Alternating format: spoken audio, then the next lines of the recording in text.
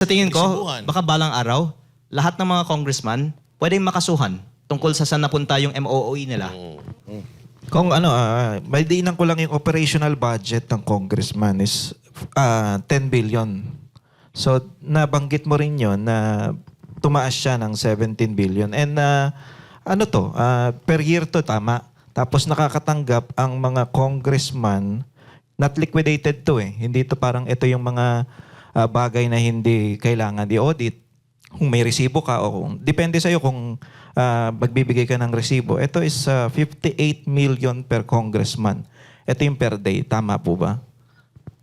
Per year. Per At year. Ay, per year. ang Sorry. sagot nga nila tungkol dyan, mas mababa nga sa 2026 kaysa sa 2025 eh. Kung 27 billion yung total budget ng Congress, of which 18 billion is the 2026.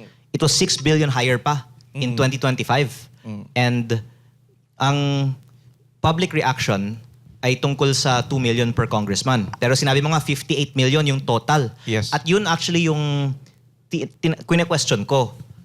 Hindi kung tunay ba na may 2 million. Kasi sinabi na nga ni Deputy Speaker Puno, may 2 million. Ang question ko, saan napupunta yung natitira sa 58 million?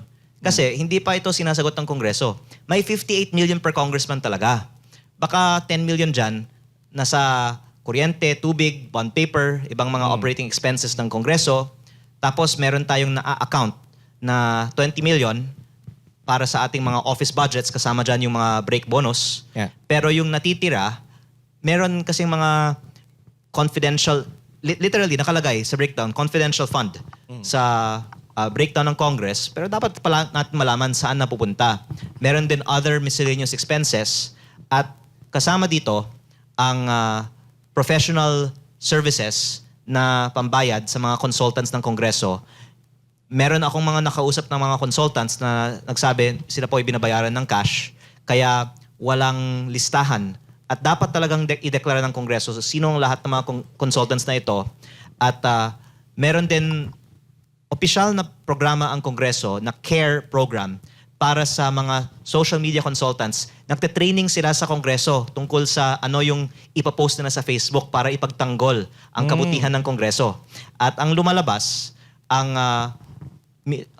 kalahati ng mysterious MOOE fund na ito ay maaaring napupunta sa social media activities at baka yung mga paboritong mga influencers natin sa Facebook na nagtatanggol para sa Kongreso at sa budget ng Kongreso ay pinopondohan pala ng budget ng Kongreso. Nabanggit niyan ba yung nakabayong yung binibigay sa kanila or naka-paper bag? Opo, yung iba.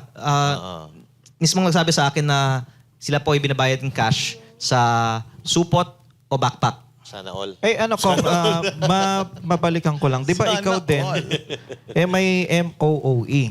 Pero sabi mo hindi mo kinukuha yun. So saan nanggagaling talagang pera mo yung pinambabayad o pinangpapasahod mo sa mga tao mo?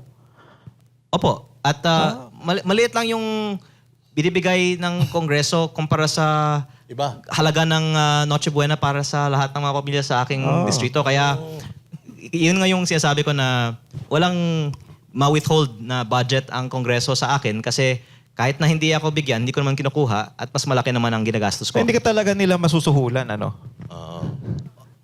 Kasi yun ang nangyayari sa ibang Congress eh. Parang congressman, sinusuhulan sila kaya nananahimik. Opo. Kung anong reason, ba't hindi mo tinatanggap samantalang tinatanggap naman nila? And ikaw, kung halimbawa tatanggapin mo naman yung MOE mo, alam naman ng tao mapupunta sa nama dahil matuwid ka. Pwede mo Kasi namang sa tingin ko, isibuhan. baka balang araw, lahat ng mga congressman pwedeng makasuhan tungkol sa saan napunta yung MOOE nila. Okay. So napag-usapan na rin na naman natin yan. Kasi base doon sa pinag-uusapan natin, marami talaga na tumatanggap ng mga congressmen. So ngayon, kung ikaw ay ordinaryong Pilipino magtitiwala ka pa ba sa Kongreso? Well, karamihan naman ng mga Pilipino ay nagtitiwala sa kanilang kongresista. At I think that has to still be reconciled. But perhaps in the coming election, many members of Congress will need to explain some more because many of these revelations are only coming more recently. But I think that Congress as an institution has a very low trust rating. Now. So that answers your question that maybe only 20% of the public approves Talaga, of Congress as an institution.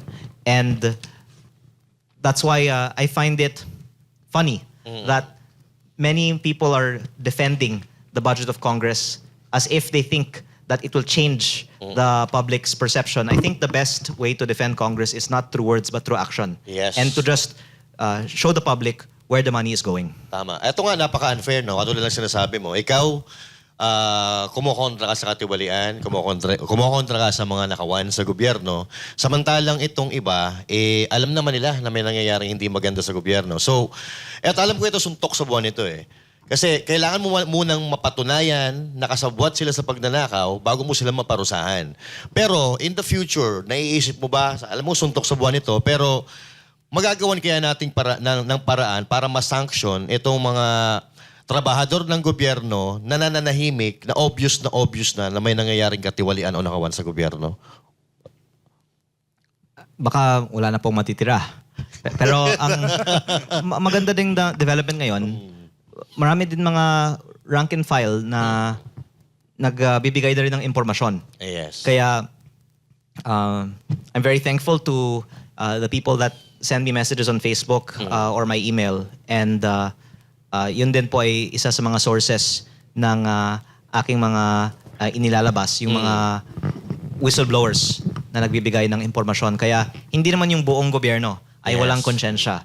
May mga tao na nagtatrabaho sa mga government offices na nakikita nila yung mga masamang ginagawa at humahanap po sila ng mga ways to report what they see. Ayun, nabanggit mo yung baka wala nang matitira.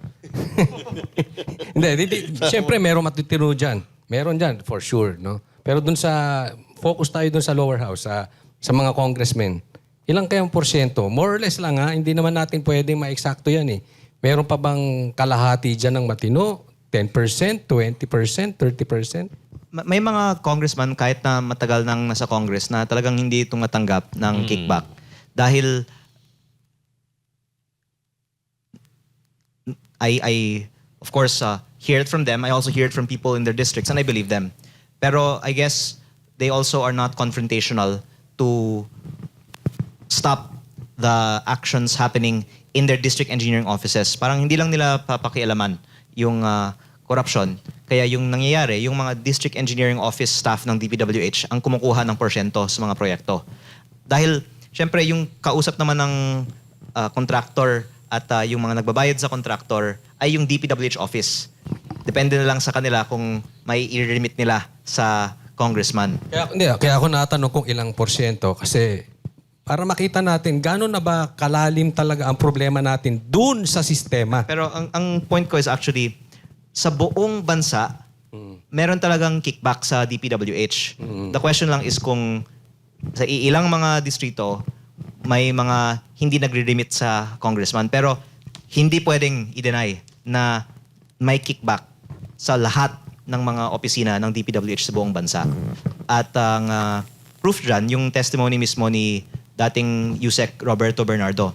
Pero in terms of in Congress, I guess there are many also who are not partaking in that themselves. But I think the problem for the whole flood control investigation is when you implicate a few members of Congress who have dealings with many members of Congress, talagang maraming mga madadawit dyan.